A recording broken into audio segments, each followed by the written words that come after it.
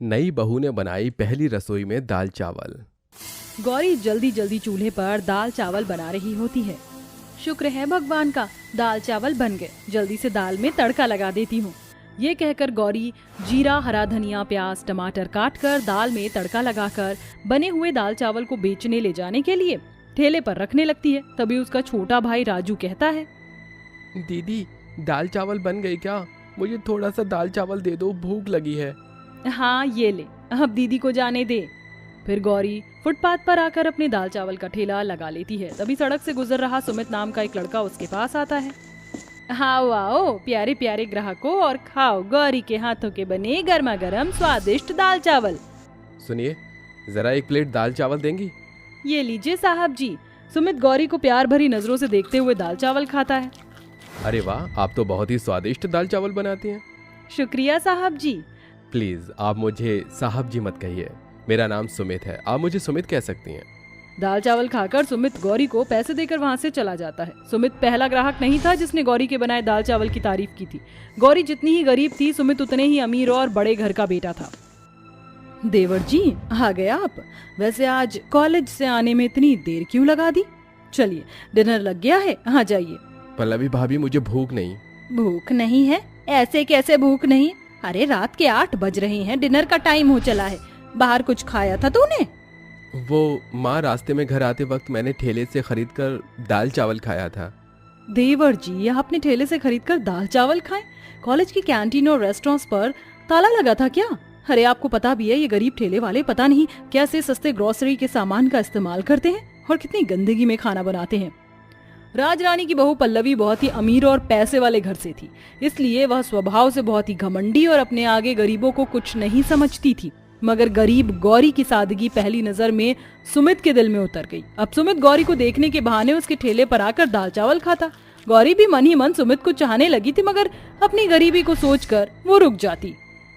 गौरी, तुमसे एक बात पूछूं? तुम ये दाल चावल का ये जो ठेला है वो क्यों लगाती हो? सुमित जी, मेरे सर पर मेरे छोटे भाई और मेरे पिता की जिम्मेदारी है। कुछ समय पहले तक पिताजी ठीक थे, मजदूरी करके घर चलाते थे, मगर अब उनसे इतनी मेहनत नहीं होती, इसलिए घर का दाना पानी चलाने के लिए मैंने दाल चावल का ठेला लगाया। गौरी की तकलीफों को देखकर सुमित ने गौरी से शादी की बात अपने परिवार में बताई। सुना आपने? सुमित क्या कह रहा है? मम्मी जी, मैं बात करती हूँ देवर जी से। हो क्या गया है आपको? शादी अपनी बराबरी के स्टेटस वालों में ही अच्छी लगती है। बस करो पल्लवी बहू, और भाग्यवान क्या हो जाएगा जो एक गरीब घर की बेटी अगर हमारे घर की बहू बन जाएगी। हमारा सुमित उसी के साथ खुश है। सुमित की खुशी के लिए उसके अमीर घर वाले रिश्ता लेकर गरीब गौरी के घर आते हैं। नमस्ते भाई साहब, मैं यशवर्धन हूँ। दरअसल मेरा बेटा सुमित और गौरी एक दूसरे को पसंद करते हैं। हम गौरी को अपने घर की बहू बनाना चाहते हैं। ये सुनकर गरीब गोपी की आंखों में खुशी के आंसू भर आते हैं। अरे, ये तो मेरी खुशकिस्मती है जो मुझ जैसे गरीब की बेटी का रिश्ता इतने बड़े अमीर घर में होने जा रहा है। मुझे ये रिश्ता मंजूर है। ये सुनकर राजरानी गौरी को शगुन की थाली देती है। तभी पल्लवी गौरी को गरीब होने का ताना मारती है। मेरी होने वाली देवरानी जी, तुम्हारी तो लॉटरी लग गई, इतने बड़े घर की बहू जो बनने जा रही हो, वरना तो किसी गरीब रमेश टाइप से ही शादी होती। गौरी पल्लवी की बातों को सुनकर सह जाती है और गोपी के गरीब होने के कारण साधारण तरीके से सुमित और गौरी की शादी हो जाती है और गौरी अपने ससुराल आ जाती है। अरे कितने सपने देखे थे मैंने अपने सुमित की शादी को लेकर, मगर बहू के पिता ने तो बेइज्जती कर दी। ना कोई महंगा बैंक्वेट हॉल बुक किया और ना ही कोई अच्छा इंतजाम किया। ऐसी गरीबों वाली सस्ती शादी तो मैंने पहली बार देखी है। ओहो मम्मी जी, अब सोचने का क्या फायदा, शादी तो हो गई। वैसे देवरानी जी, तुमने तो अपनी जिंदगी में इतना महंगा लहंगा पहली बार पहना होगा ना, क्योंकि अब तक तो गरीबी के कारण फुटपाथ पर बिकने वाले सस्ते कपड़े पहनने की ही आदत होगी। पल्लवी बातों ही बातों में गौरी को गरीबी का फिर से मजाक बनाती है, जिस कारण गौरी की आंखें छल छला जाती हैं। जिसके बाद राजरानी अपनी गरीब बहू का गृह प्रवेश कराती है। ससुराल के पहले दिन गौरी जल्दी सुबह 5 बजे उठकर पूरे घर की साफ सफाई करती है। इतने में उसकी सास राजरानी और जेठानी पल्लवी किचन में आती हैं। प्रणाम माँ जी। हाँ हाँ, ठीक है ठीक है। आज तेरा ससुराल में पहला दिन है और पहली रसोई भी, इसीलिए घर पर 21 पंडित आने वाले हैं। इसीलिए तू उनके लिए अपनी पहली रसोई में अच्छा अच्छा खाना बनाना, जिसे खाकर पंडित खुश हो जाएं। जी अच्छा माँ जी। ये कहकर पल्लवी और राजरानी किचन से चले जाते हैं। समझ में नहीं आ रहा कि अपनी पहली रसोई में ऐसा क्या बनाऊं जो कि मेरे ससुराल वाले भी खा लें और घर पर आने वाले पंडित जी भी।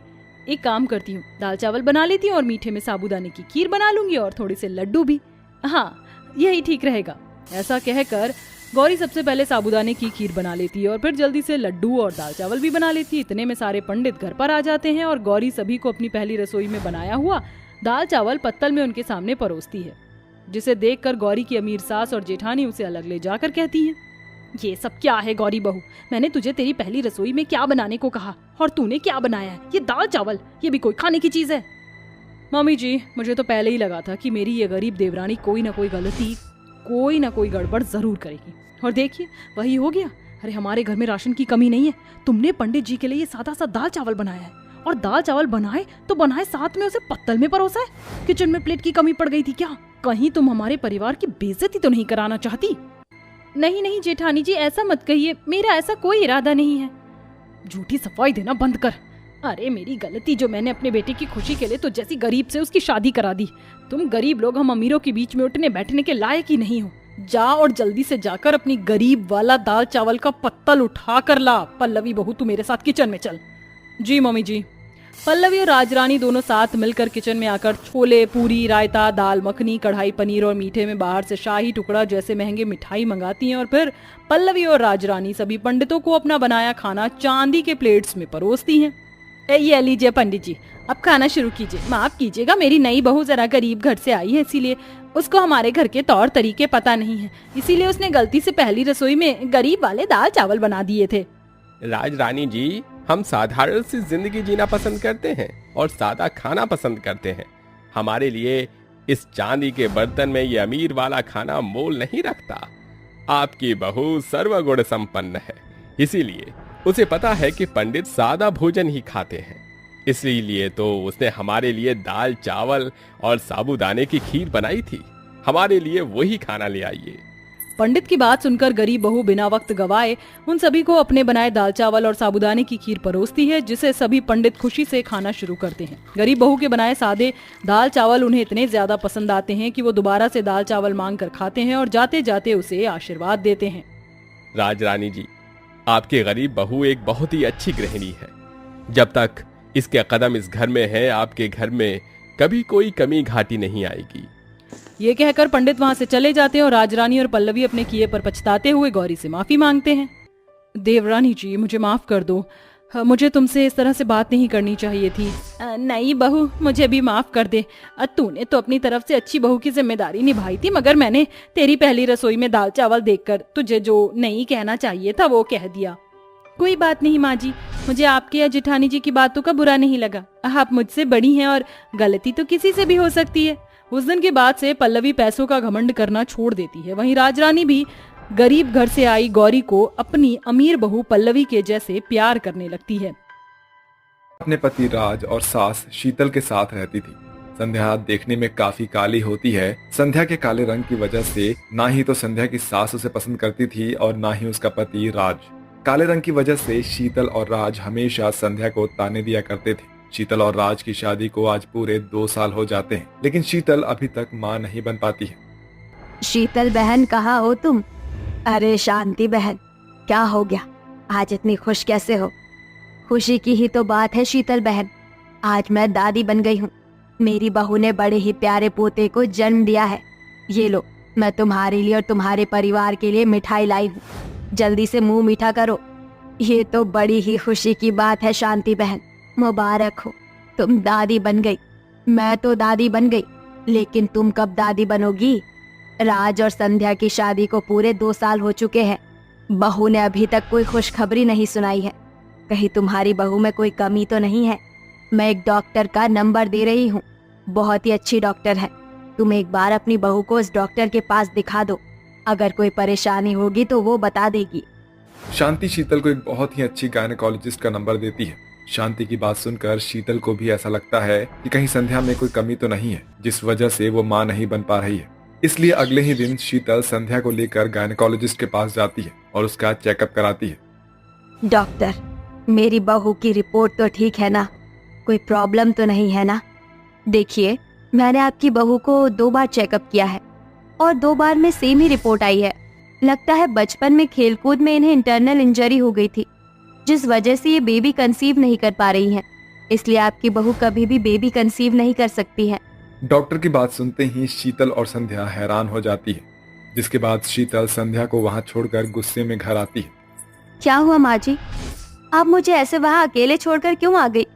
तुझे अकेला ना छोड़कर आती तो क्या साथ लेकर आती? एक तो रंग रूप इतना काला, सोचा था रंग रूप काला है तो कम से कम मेरे घर को वारिस देगी, लेकिन तू तो वो भी देने के लायक नहीं है। तू तो एक बांझ निकली। अब मैं अपने वंश को आगे कैसे बढ़ाऊंगी? मेरी तो मत ही मारी गई थी कि मैं तुझ जैसी को अपने घर की बहू बनाकर ले आई। क्या हुआ माँ, आप चिल्ला क्यों रही हैं? अब क्या कर दिया इसने? राज बेटा, तू कभी भी बाप नहीं बन सकता है। मैं संध्या को लेकर हॉस्पिटल गई थी, वहां जाकर पता चला कि ये कभी भी माँ नहीं बन सकती है। अब हम लोग क्या करेंगे? कैसे अपने वंश को आगे बढ़ाएंगे? क्या संध्या कभी माँ नहीं बन सकती? माँ, मैं तो पहले ही इस काली लड़की से शादी नहीं करना चाहता था, लेकिन आपके कहने पर ही मैंने इसे शादी के लिए हाँ की थी। एक तो इतनी काली, ऊपर से बांझ। अब क्या होगा माँ? राज, तू फिक्र मत कर, मैं अपने वंश को जरूर आगे बढ़ाऊंगी। मैं तेरी दूसरी शादी कराऊंगी, वो भी बहुत सुंदर लड़की से। माँ जी, आप ये क्या कह रही है? आप राज की दूसरी शादी कैसे करा सकती है? राज की पत्नी तो मैं हूँ। अगर मैं माँ नहीं बन सकती तो इसमें मेरी क्या गलती है? हम अपने वंश को आगे बढ़ाने के लिए कोई बच्चा गोद ले लेते हैं। मैं किसी के भी खून को अपने खानदान का वंश नहीं बना सकती, समझी? और रही शादी की बात, तो वो तो होकर ही रहेगी। जिसके बाद शीतल राज के लिए एक से एक रिश्ते देखना शुरू कर देती है। शीतल को राज के लिए एक मोना नाम की लड़की पसंद आती है। मोना देखने में बहुत ही सुंदर होती है, जिस वजह से राज मोना से शादी करने के लिए हाँ कर देता है। और देखते ही देखते कुछ ही दिनों में संध्या के सामने उसके पति राज की दूसरी शादी हो जाती है। हाय, नजर ना लगे मेरी बहू को। ऐसा लग रहा है कि कोई परी जमीन पर उतर आई हो। कितनी सुंदर है मेरी बहू। अपनी सौतन को देखकर संध्या की आंखों में आंसू आ जाते हैं, लेकिन वो मजबूर होती है, जिस वजह से वो कुछ भी नहीं कहती। जिसके बाद शीतल मोना और राज को एक कमरे में भेज देती है। मोना को अपनी खूबसूरती और गोरे रंग पर काफी घमंड होता है, जिस वजह से वो संध्या के साथ बिल्कुल भी अच्छा बर्ताव नहीं करती है और अपने गोरे रंग पर घमंड करती रहती है। माँ जी, मेरे सर में बहुत दर्द हो रहा है। मेरी प्यारी बहू के सर में दर्द हो रहा है। बहू, तू थोड़ी देर रुक, मैं अभी तेरे लिए गर्मा गर्म अदरक की चाय बनवाती हूँ। संध्या बहू, ओ संध्या बहू, कहाँ मर गई? जी माँ जी, बोलिए, क्या हुआ? मेरी बहू के सर में बहुत दर्द हो रहा है, उसके लिए गर्मा गर्म अदरक वाली चाय लेकर आ। संध्या किचन में जाती है और चाय बनाकर लाती है। मोना चाय को गर्म ही पी लेती है, जिसकी वजह से उसका मुंह जल जाता है। इतनी गर्म चाय, मेरा तो मुंह ही जल गया। तुमने जानबूझकर मुझे ये गर्म चाय दी ना, कि इसे पीते ही मेरा मुंह जल जाए? नहीं, ऐसा नहीं है। मैंने तुम्हें जानबूझकर गर्म चाय नहीं दी है। चाय तो गर्म ही होती है, तुम्हें इसे आराम से पीना चाहिए था। इसमें मेरी कोई गलती नहीं है। तो तुम कहना क्या चाहती हो? गलती मेरी है? शक्ल तो अच्छी है नहीं, माँ बन नहीं सकती हो और मुझसे जुबान लड़ा रही हो। तुम्हारी इतनी हिम्मत। इतना कहकर मोना वो गर्म चाय का कप संध्या के ऊपर फेंक देती है, जिससे संध्या का हाथ जल जाता है। इतना सब देखकर भी शीतल को कोई फर्क नहीं पड़ता। गर्म चाय के हाथ पर गिरने से संध्या को बहुत जलन होती है और वो रोते हुए किचन में जाकर अपना हाथ धोने लगती है। हे भगवान, मुझे उठा ले, मुझे इस दुनिया में नहीं रहना। मैं अगर काली हूँ और माँ नहीं बन सकती तो इसमें मेरी क्या गलती है? मोना हमेशा ही संध्या को परेशान किया करती थी, लेकिन कोई भी मोना को नहीं रोकता था। ऐसे ही समय बीतता रहता है और शादी के कुछ ही महीनों में मोना प्रेग्नेंट हो जाती है। मोना की प्रेग्नेंट होने की खबर सुनकर सारा परिवार बहुत खुश होता है, यहाँ तक कि संध्या को भी बहुत खुशी होती है। समय बीतने के साथ साथ मोना की गोद भराई की रस्म का समय आ जाता है। मोना बहू, ये देख, मैं तेरे लिए कितना प्यारा लहंगा लेकर आई हूँ, तेरी मुंह दिखाई की रस्म के लिए। अपनी मुंह दिखाई की रस्म में तू यही लहंगा पहनना। माँ जी, लहंगा तो सच में बहुत ही प्यारा है, लेकिन मुझे मेरी मुंह दिखाई पर मेहंदी कौन लगाएगा? आपने मेहंदी आर्टिस्ट को बुलाया है ना? नहीं बहू, जब घर में ही मेहंदी आर्टिस्ट हो तो बाहर से बुलाने की क्या जरूरत है?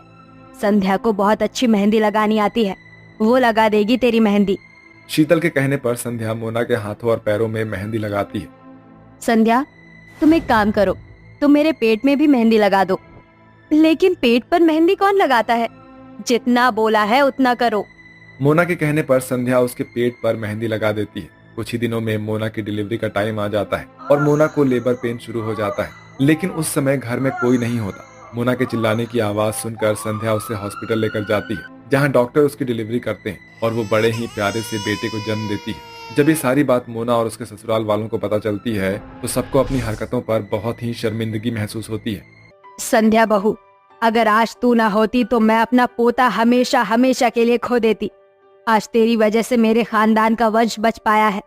मुझे माफ कर दे। अगर मुझे हॉस्पिटल आने में थोड़ी और देरी हो जाती तो मैं अपना बच्चा खो देती, लेकिन तुम्हारी वजह से मेरा बच्चा जिंदा है। मैंने जो भी तुम्हारे साथ आज तक किया, मुझे माफ कर देना संध्या। मुझे माफ कर दो संध्या, तुम्हारे होते हुए भी मैंने दूसरी लड़की से शादी की। मैंने हमेशा तुम्हारे काले रंग की वजह से तुम्हारे साथ बुरा बर्ताव किया, लेकिन अब मुझे मेरी गलती का एहसास हो गया। सबको अपनी अपनी गलती का एहसास होता देखकर संध्या पूरे परिवार को माफ कर देती है, जिसके बाद अब वो सभी लोग अच्छे से साथ में रहते हैं और संध्या और मोना दोनों ही बच्चे का बहुत अच्छे से ख्याल रखते हैं।